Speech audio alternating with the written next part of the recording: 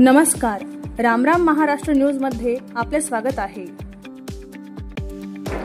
रामराम महाराष्ट्र न्यूज चॅनलच्या वतीने ओबीसी नेते लक्ष्मण हाके यांचा सत्कार करण्यात आला। त्यावेळी महाराष्ट्रामध्ये चाललेल्या राजकीय वादावर लक्ष्मण हाके यांच्याशी आमचे प्रतिनिधी गणेश दिवेकर यांनी साधला संवाद। पाहूया गणेश दिवेकर यांचा सविस्तर रिपोर्ट। नमस्ते, मी गणेश दिवेकर रामराम महाराष्ट्र न्यूज मध्ये आपलं सहर्ष स्वागत करीत आहे। आज आपल्या बरोबर आहेत ओबीसी नेते माननीय प्रोफेसर हाके सर।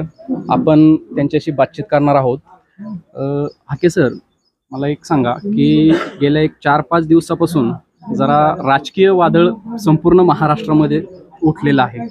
बघा, आपल्या मागे हात धुवून म्हटलं तरी काही वावगं ठरणार नाहीये की काही राजकीय पुढारी लागलेले आहेत, त्याबद्दल आपण काय सांगाल? बघा, या महाराष्ट्राच्या अर्थमंत्र्याकडून आम्ही ओबीसी विजयंतीच्या ज्या महाज्योतीच्या योजना आहेत त्याचा निधी आहे, स्टायपंड आहे, या संदर्भात आम्ही या महाराष्ट्र शासनाकडे आवाज उठवत आहोत।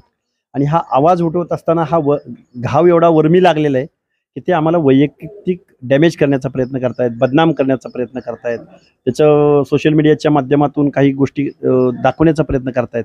पण अशा गोष्टी केल्यानं आमचं मॉरल डाऊन होणार नाही, आम्ही घाबरणारे नाही आहोत, आम्ही थांबणारे नाही आहोत, आम्ही बोलायचं थांबणार नाही। आम्ही आमच्या लोकांच्या हक्काधिकारावर बोलणार, बजेटवर बोलणार, आरक्षणावर बोलणार आणि त्यांच्या प्रतिनिधित्वाविषयी इथल्या प्रस्थापित व्यवस्थेला आम्ही जाब विचारणार। आणि ही लढाई सुरू झालेली आहे। आता आम्ही थोडा विचार करायला लागलो आहोत। आम्हाला सगळं अवलोकन, कोण काय वागतंय, कसं वागतंय, आमच्याच मतावर निवडून जाणारी माणसं ज्यावेळी आमच्या हिताचं बोलत नाहीत त्यावेळी आम्हाला यांना जाब विचारावं लागेल। ही व्यवस्था आहे, ही लोकशाही आहे आणि लोकशाहीमध्ये आमच्या मताचा अवेअर करणाऱ्या माणसांना आम्ही पुढच्या वेळी का मतदान द्यायचं हा आम्ही प्रश्न यांना विचारू। त्याचबरोबर लाडकी बहीण योजना जी सुरू केली आहे त्याबद्दल पाठीमागच्या 1-2 दिवसामध्ये आपलं एक स्टेटमेंट आलं होतं, त्या स्टेटमेंट बद्दल? हे बघा, मतं मिळवण्यासाठी लाडकी बहीण योजना यांनी आणली, पण तीच लाडकी बहीण आता नकोशी झालेली आहे यांना। घरामध्ये जर 2-3 मुली जन्माला आल्या तर तिसऱ्या दुसऱ्या मुलीचं नाव नकोशी ठेवले जातं। तसं आता ह्या लाडक्या बहिणी आता नकोशा झालेल्या आहेत।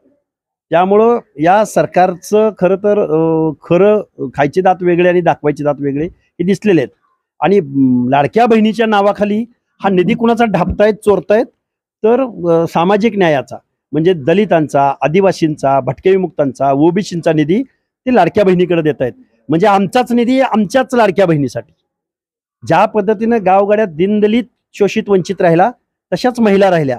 तुम्ही जलसिंचनचा नाही घेत, बरं तुम्ही अजून कुठल्या विभागाचा निधी इकडे घेत नाही, तुम्ही आमचाच का घेताय? म्हणजे आमची लेकरं बाळं शिकली नाही पाहिजेत, आमची मुलं पुढे नाही आली पाहिजेत, हे धोरण आहे इथल्या महाराष्ट्राच्या राज्यकर्त्यांचं। म्हणून आम्ही त्याच्या विरोधामध्ये आवाज उठवत आहोत आणि कुठलीही किंमत मोजायला लागली तरी आम्ही थांबणार नाही आहोत, आम्ही बोलणार। त्याच प्रमाणामध्ये आज आपण एक फेसबुक पोस्ट केली आहे, त्या पोस्ट बद्दल काय सांगाल?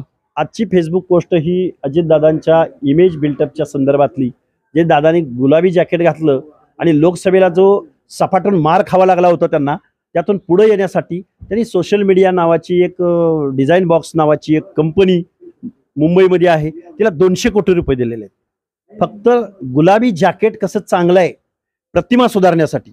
पण आम्हाला गावगाड्यातल्या 18 पगड जातीच्या लोकांना निधी देत नाहीत हे, आणि 200 कोटी रुपये मात्र ज्या डिझाईन बॉक्सला देतात तोच डिझाईन बॉक्स लक्ष्मण हाकेला वैयक्तिक नामोहरम कसं करता येईल, त्याच्या फोटोमध्ये छेडछाड कशी करता येईल, त्याच्या पुढे ते काय दारूच्या बाटल्या कशा ठेवता येईल, हे अशा पद्धतीनं एक बहुजनाचं पोरग, मेंढपाळाचं पोरग आवाज उठवतंय, बजेटवर बोलतंय, अधिकारवाणीनं तुम्हाला प्रश्न विचारतंय। त्या प्रश्नाची उत्तरं देण्याऐवजी अख्खी राष्ट्रवादी त्यांनी माझ्यावरती सोडलेली आहे, मला नामोहरम करायसाठी सोडलेले आहे। पण लक्ष्मण हाके थांबणारा नाही, आमचे प्रश्न आम्ही उपस्थित करत राहणार। ही लढाई काही वैयक्तिक पातळीवरती पण चालली आहे, आपल्या घरापर्यंत पण पोहोचतीये, त्याबद्दल काय बोलाल आपण? हे बघा, यांनी काही केलं, काही बोलले, अरे यांनी महात्मा ज्योतिराव फुले, सावित्रीमाईंना पण या व्यवस्थेनं त्रास दिला। मी त्यांच्यावर माझी तुलना नाही करत, पण त्यांना हे भोगावं लागले तर आपण छोटी माणसं आहोत, त्यामुळे ह्या गोष्टी होणार आहेत, अपेक्षित धरलेल्या आहेत। पण आम्ही गावगाड्यातल्या सगळ्या जनतेचा जो प्रतिसाद आहे तो प्रतिसाद एवढा उदंड आहे की आम्ही आमची लढाई निश्चित यशस्वी करू। हे होते ओबीसी नेते लक्ष्मणरावजी हाके। मी गणेश दिवेकर, रामराम महाराष्ट्र न्यूज, दौंड। अशाच नवनवीन बातम्या पाहण्यासाठी आमच्या YouTube चॅनलला सबस्क्राईब करा, फेसबुक आणि Instagram पेजला फॉलो करा।